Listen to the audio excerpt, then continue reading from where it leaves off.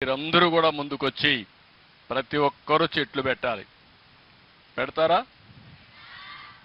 మీ వల్ల రాష్ట్రంలో ఉండే అందరికీ వినపడాలి. గట్టిగా చెప్పండి, చెట్లు పెడతారా లేదా? పెట్టిన చెట్టుకు నీరు పోస్తారా లేదా? మొట్టమొదటి చెట్టు ఒకటి పెట్టండి. ఆ చెట్టుకు మీ తల్లి పేరు చెప్ప, అమ్మ పేరు పెట్టండి. అమ్మ పేరు ఎందుకంటే కన్న తల్లి మనకు జన్మనిచ్చింది. ఆ తల్లి రుణం తీర్చుకోవడానికి ఒక చెట్టు పెడతామని గట్టిగా మీరందరూ చెప్పాలి. పెడతారా?